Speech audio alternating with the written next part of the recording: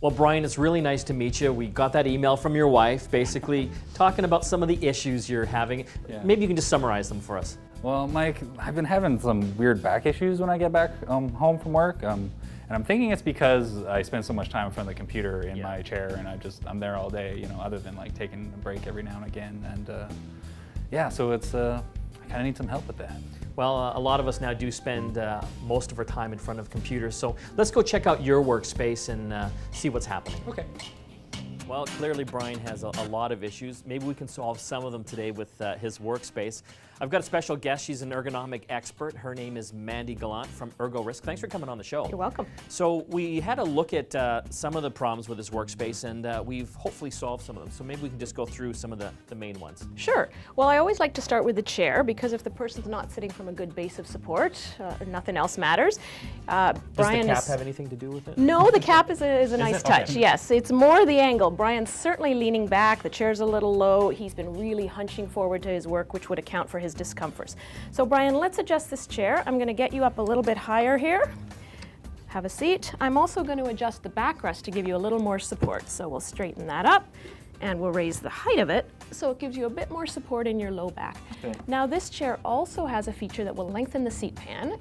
The levers in the front of the chair, if you want to give that a shot, just sliding the chair forward a little bit. That will make it a better fit for you, being a taller user. Did you even know that your chair could adjust this much? No, not at all. You know what, that's a good point. There are a lot of great chairs out there. If Yeah. people don't know how to adjust them or don't know what the chair does, it doesn't I just offer know the how to appropriate adjust support. mine up and down, and that's about it. That is an important point. Yeah. I'll tackle the armrests next, because I do want to give you support for that shoulder and upper back. So we'll raise them up a little bit. Have your arm there, and that chair should be feeling much more comfortable. What do you think? Yeah, it feels great. Good. I've got another option here. This is a footrest. Now, for Brian with his height, we don't necessarily need a footrest over the long term, but as a change of position, this is great. This one is adjustable. You have a few different positions that we can lock into, and I'll give you that, Brian. So you can slide that under the desk a little bit. That one's kind of cool. I've tried that one before. It's got the kind of the squishy foam on there, so it's It kind of, is, you can massage yeah. your feet while you're using it. It's a nice option. We've also installed a keyboard tray here for Brian. So that has brought his keyboard and mouse down to a more appropriate height. Things were just much too high on the desk.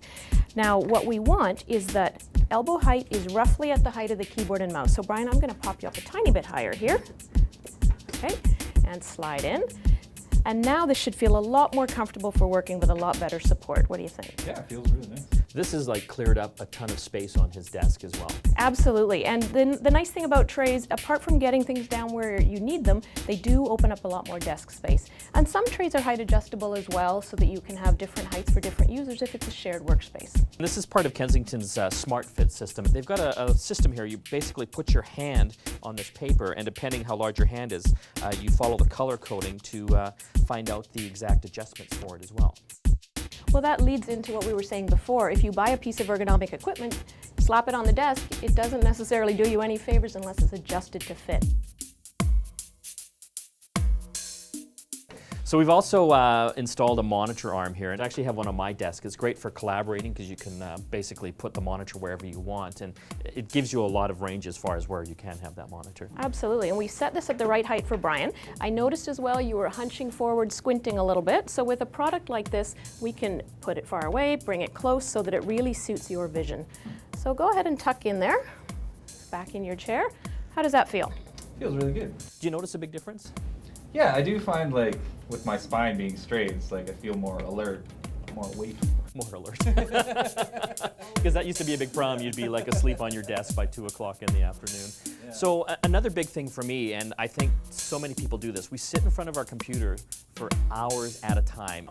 Absolutely. I mean, the equipment is really 50% of it. The other 50% is how the worker interacts with it. Are they taking their breaks? Are they doing stretches? And obviously, while we're doing this, we've freed up a ton of desk space, but more importantly, what we're trying to do is prevent workplace injury as well. Absolutely.